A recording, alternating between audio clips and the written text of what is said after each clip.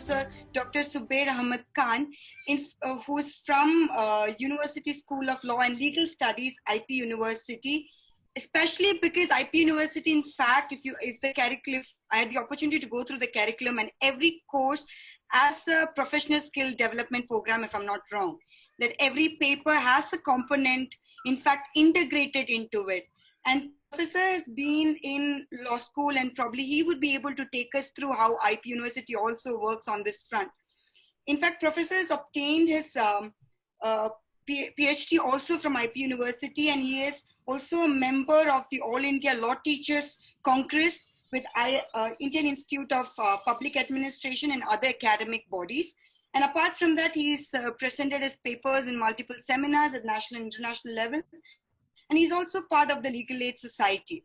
So over to you, Professor Zubair. We look forward to hearing from you. His topic is on role of law clinic and clinical legal education in providing legal services in post-COVID world. Over to you, sir. Thank you so much, ma'am. Am I audible? Yes, sir. Thank you, ma'am. Thank you, organizers, for giving me the opportunity to present my paper. I am myself Dr. Zubair Ahmed Khan, and my topic, as I said by the moderator, ma'am. So let me screen the share also.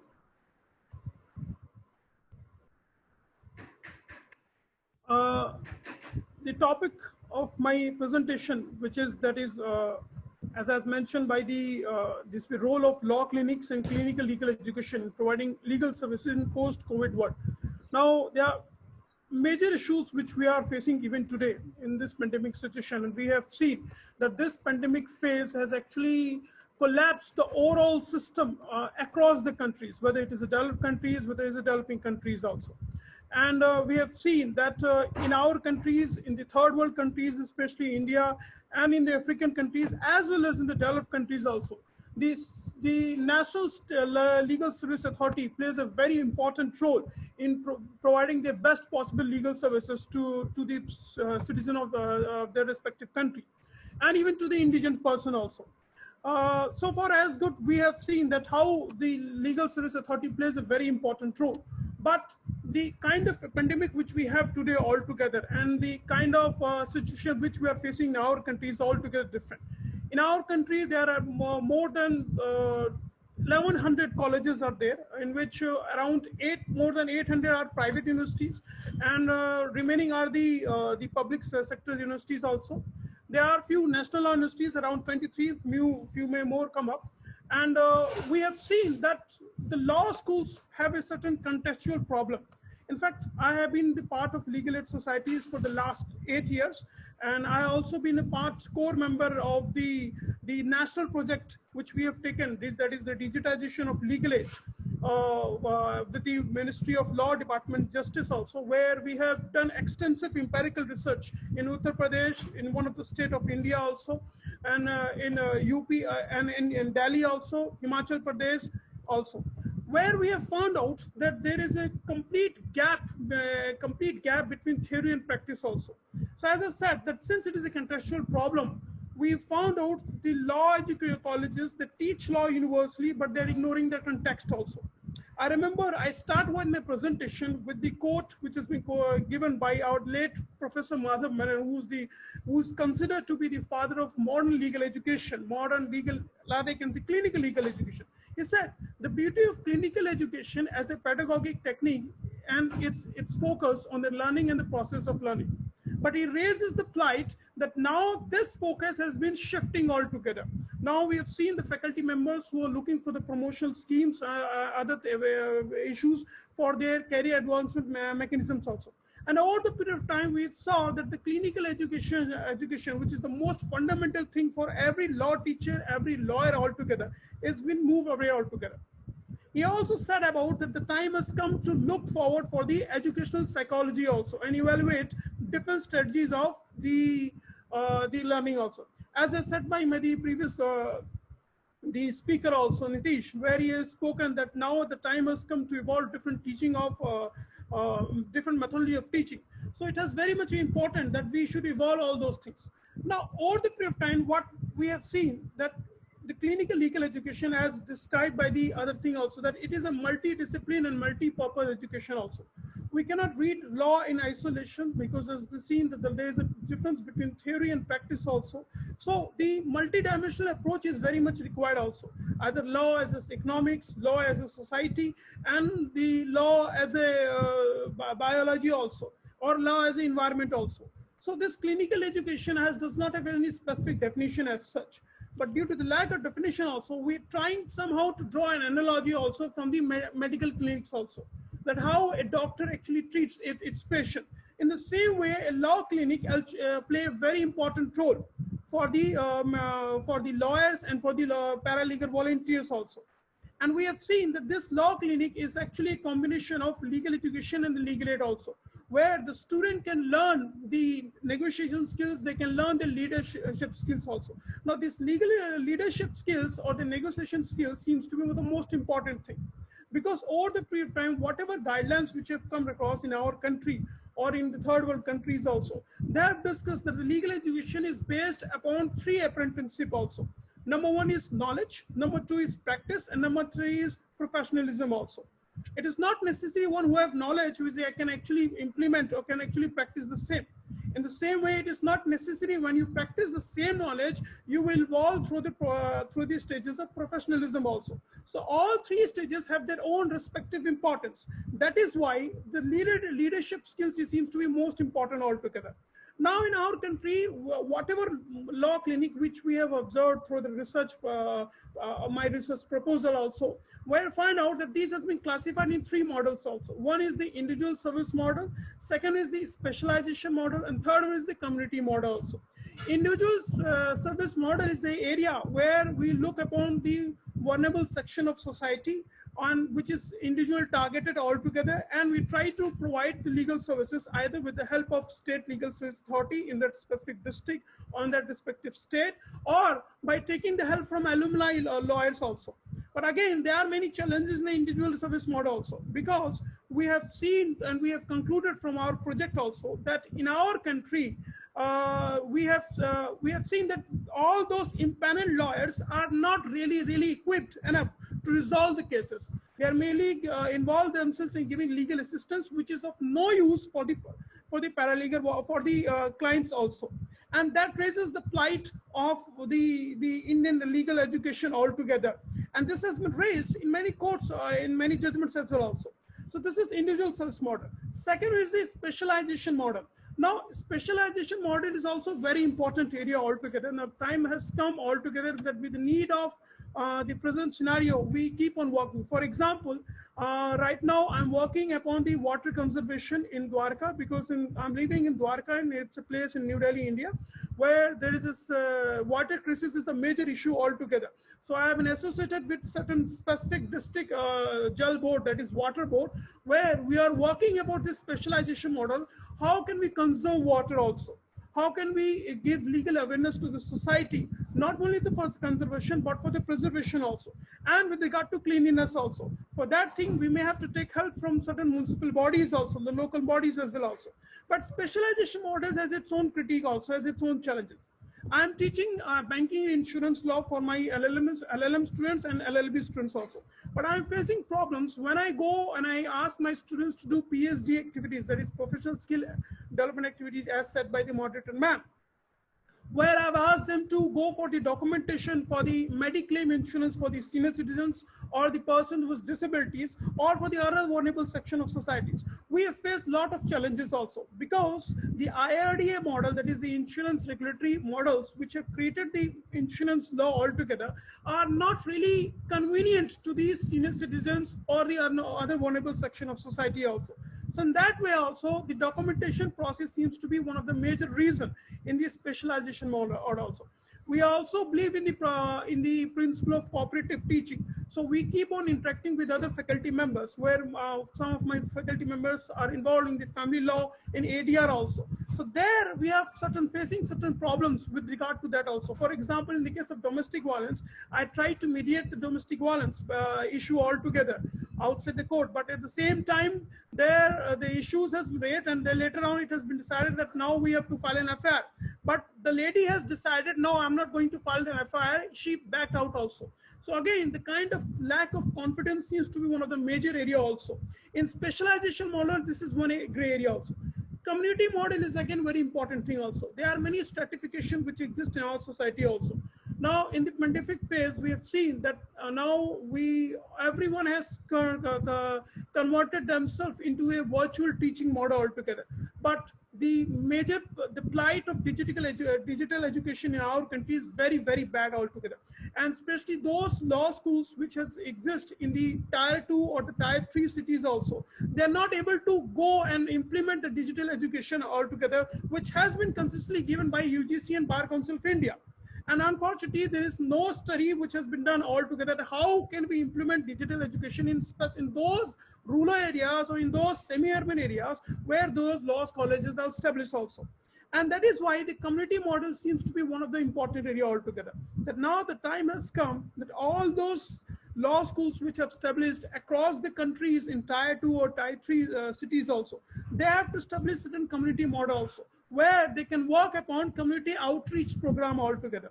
So this is something which seems to be important altogether for bringing the awareness for the students of law, as well as for the impaneled lawyers or legal counsels also. Now, what is the need of clinical legal education? As I said, it is going to generate practical training. It has also been discussed by the other speakers also, that it is a kind of experimental education also, and experimental learning, which seems to be one of the important area altogether. Now, over the period of time, we have seen that all those practical challenges which we have seen, it has many dimensions altogether, where they can work upon the communication skills, they work upon the interviewing of clients and witnesses also, and the counselings and drafting also. Now, initially, we have seen that there are many activities which has been done by the legal service authorities, Delhi Legal Service Authority. They are facing certain specific problems also with regard to the interviewing of clients and counseling also. So in those areas, now the government of India has decided to create a different standard altogether, for which they are working upon it also. So this clinical basic law clinic can actually play a very important role to create the rapport between the law school and the society altogether. And again, the access of justice is another very important point, as noted by the previous speaker. Article 39A of the Constitution of India seems to be one of the important and the fundamental grundam was discussed about access to justice also. And it has been quoted from Universal Declaration of Human Rights, that how these things may play a very important role also. In our country, we have cost is a very important and major issue altogether. That is cost of litigations, gaps in legal literacy. So these are the concerns which may play a very important role. There are certain objectives of clinical legal education which seems to be important. Number one, we're going to provide opportunity to students to perform. Number two, prepare the students for the placement, and then I can expose the students to the realities of life also. We have seen that in many, whenever we do any kind of event for with regard to ADR activities also, we have found out that in all those people who are living in the slum areas or living in the, unauthorized colonies, they are facing number of problems also. So in those situations, it is very difficult to stimulate the alternative dispute mechanisms for the students also. And there the idea is also plays a very important role to give a paradigm shift from the traditional legal system to a modern legal system. In many European countries, it seems to be a very successful area also. In Singapore also, in NUS Law School is working upon the same model. But in our country, only in the metropolitan cities, it seems to be a moderate success. But I can say in the rural area, in the tier 2 states also, they are going to face major problems because of the lack of infrastructures and the lack of financial support from the State Legal Service Authority, as well as from the state government also. I have seen that there are many the state legal service authorities who are not ready and who are not viable enough to come to organize various camps, which is necessary, which has been done by and has been instructed by the senior body, that is the National State Legal Service Authority also. So this seems to be a very important challenge. Now, there are many clinical programs which has been operated from the last 20 years. Moot court was initiated way back in the 1980s also. Legal aid again in 1980s, it's there. Mock trial seems to be a very new area. From the last 10 years, it is made. Lok Adalat is also very important area. Nowadays, there are very few law schools who are working upon it. When I did my empirical research in Delhi as well as in Uttar Pradesh, we have found out that there are not many law schools who are working upon the Lok Adalat for their students. So this seems to be a very major of their concerns. When I used to study in my previous colleges or other colleges as well, we have found out that Lok Adalat seems to be a very important area also. So there are certain things which seems to be very important altogether. But now the time has changed. There are few emerging law schools like Gujarat National University and other universities who are working more legal startups and legal incubation centers. Now, this is not something that these startups incubation centers may actually help only for the commercial people or only for the commercial litigation. It can also provide legal services also to the rural area or to the needy person, I can say also. So this seems to be very important. Now, these are the challenges: lack of legal clinical education also, and where I've seen with my research also, the extensive research which I've done in 5 states, I found out that yes, there's a complete lack of legal education also, lack of dedicated legal aid councils also. This is also seems to be very important. Budget restraint altogether, no idea of legal aid activity. It seems to be very strange, but I put forward as a bold, I can say, challenge altogether, because there are many legal aid coordinators, with all due respect to the professors also, they do not know that how legal aid activities can be done. The main reason is the lack of support from the senior authorities. The people, the education institutions, they're working upon through the profit-oriented institutions, since they are the private company institutions. So only in those particular areas they are working, and they do not have knowledge about how the legal aid activities can actually work also. Restriction of faculty to practice. There are many developed countries where the faculty members across the European countries I have seen, and I have interacted with many people across in many international level also. The faculty members allowed to practice also. But in our country, there is a certain restrictions which has been imposed by Bar Council of India, and as well as by the law, that is Advocates Act, where there's been restriction of faculty to practice also. Again, it is a very debatable issue. I will not doubt upon it. But again, the time has also has come to bring certain change altogether with regard to remove this restriction. At least the partial restriction can be there for faculty to practice also. Absence of academic credit for the students also, as said by the previous speaker also, that the time has come to make pro bono services as a compulsory paper in every subject also. Nowadays, only few law schools who are working on it also, like NLUD, IP universities, and other traditional and national universities. But not every university is actually working upon the same direction. So that is why the absence of academic credit seems to be very important. Where you can encourage the students to work upon the academic credit altogether. Legal aid not being a part of workload for the faculty members. There are many faculty members who are extensively devoted their time for the legal aid activities and other legal services also. But unfortunately, it has not been taken as an important point for the career advancement scheme altogether. Now the time has came to even to bring change in the career advancement scheme, where the legal aid activities can be given certain substantial point altogether, so that the other faculty members can also contribute to the society. Because whatever we read the law, it is important that we need to understand the particular situation also. Now, so there is a question I will respond in the end. So involvement of the bar is also seems to be very important altogether. Now, there are certain other challenges which seems to be important: the lack of required library resources, the communication gap between BCD, BCI, and all those states as well altogether. And those issues which has been raised altogether, there have been many updates which has been given by Bar Council of India, but we have seen that there is a contradiction between the guidelines of the Bar Council of India and the UGC model altogether. So there it seems to be very emerging area altogether.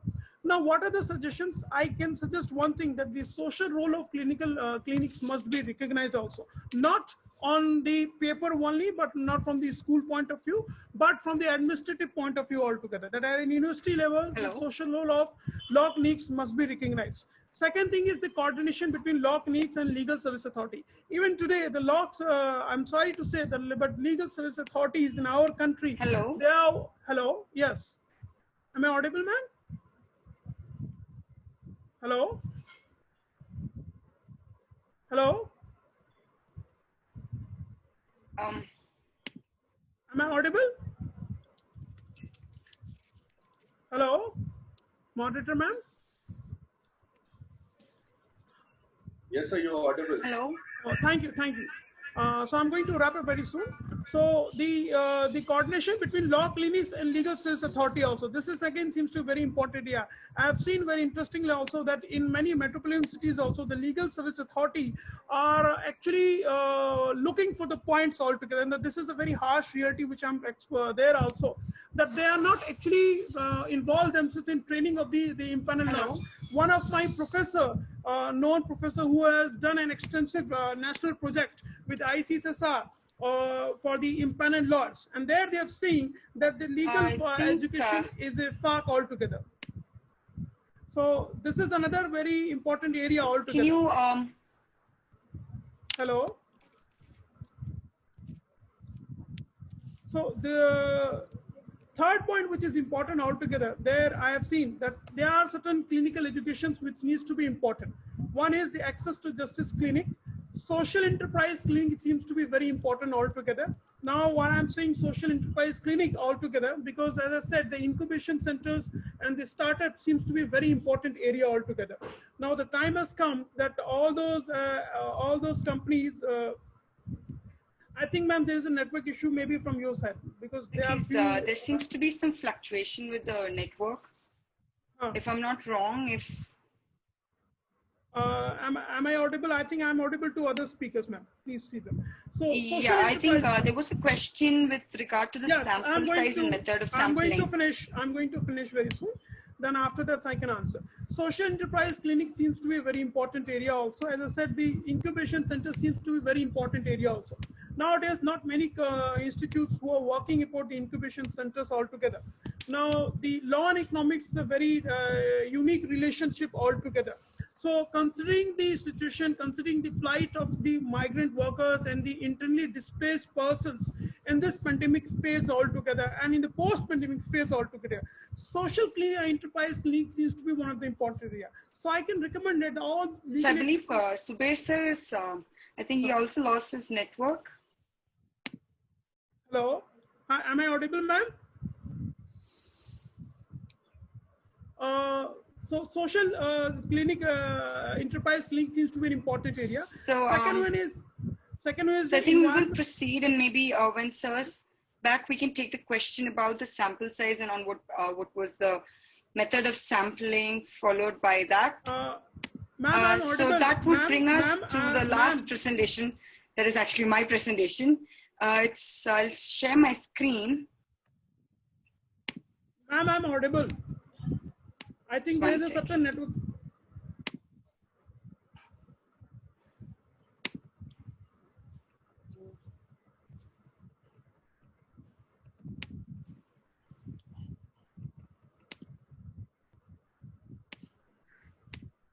Hello.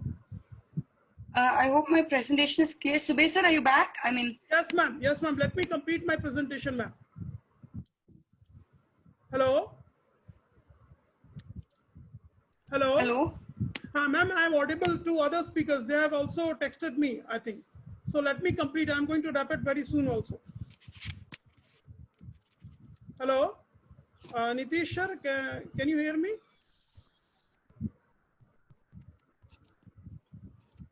Yeah, I can hear you. I can hear you. Thank you. Thank you, sir. So let me finish very quickly. I also made a suggestion that the app for the learning and the access to justice for the lawyers can also be included. As I said, that the legal education seems to be one of the important challenge altogether for many lawyers, legal aid councils in our country also. So now the Department of the Justice is working upon the same. So in the near future, maybe we can create an app altogether for the learning and access to justice. So with the help of these, with the legal, I can say, the startup and incubation center, there seems to be a very important area and where we can work upon it altogether. So this is the brief presentation altogether, despite being the glitches which we have. Now there are few questions which has been asked. So let me see the first question. I think the first question has been asked by the Nitisha. What is your sample size and the method of sampling also? Sir, we have this is our national project with the Department of Justice also, where I have been part of as a co-investigator altogether. There are five faculty members in which we are involved. So we have covered 4 states basically: Delhi, Uttar Pradesh, and Himachal Pradesh, and Punjab also. And where we have make the questionnaires for the law schools, for the honorable judges as well also, and for the impaneled lawyers also. And there the type of questions which we ask with regard to digitization of the legal aid. So the main target is whether the digitization of legal aid society is necessary in contemporary situation also or not. So the kind of the suggestions which we have received and the kind of work which we have done in our law schools, we are trying to do a comparative law, comparative analysis, where we have found out that there are many glitches, there are many challenges which we are actually facing also. So this is an approach which we have taken all together. And in the near future, as I said, I'm working upon the water conservation policy, for which seems to be a very important area, since environmental issues seems to be one of the major area in our country, especially in Delhi also. Any other question, please let me ask, or I think moderator ma'am can proceed with her Yes, presentation. I'm so sorry for the confusion. There was a technical challenge from my side. Yes, ma'am. Thank you so much for such a wonderful presentation. The fact that you're also involved with the government project, especially in the area of legal aid in this situation, is remarkable. I believe the questions are done. Any more questions? So, sir, I just have a question for you in terms of clarification. What is the involvement of students in the project? Do you have students also as part of the project, and they're also involved with finding out different modes? Yes, ma'am. We also involve our students, and we involve our PhD scholars, LLM, and the LLB students also. There is no doubt of the fact that the LLB students, I find LLB students more energetic altogether. But my PhD scholars, my PhD students seems to be very, they are very quite successful in executing the plan altogether because of their experience also. And yes, so students actually plays a very important role altogether, either as a paralegal volunteer or as a legal aid cell volunteer altogether. And I'm sure that we have seen that wherever I've given recommendations to my students for pursuing their higher education in abroad, across the world altogether, we have seen that all those students who have actually worked upon the legal aid services and where they have worked upon pro bono services, there seems to be a very important area for them also. But since the problem which we are facing even today also, because of the language issues, because of the regional barriers also, there are certain language barriers, there are certain regional barriers altogether, for which the imparting the knowledge seems to be very important. So we have to create a conducive environment where we can interact with the society, because I have seen that in many local areas we have seen certain hostility, and the local areas have said that you must be certain NGO who are working upon it for your vested interest, and you are here for certain formalities. So we have seen certain challenges. What I've seen altogether, I'm trying to we can say encourage my students that you need to first bridge the communication gap between the society and yourself also. Once you bridge the communication gap, then the concerned persons will raise their issues, they will raise their problems, then you can involve themselves. So apart from the legal awareness, this is also seems to be a very important area also, where they do not put confidence upon the impaneled lawyers also. Perfect. Thank you so much, sir, for the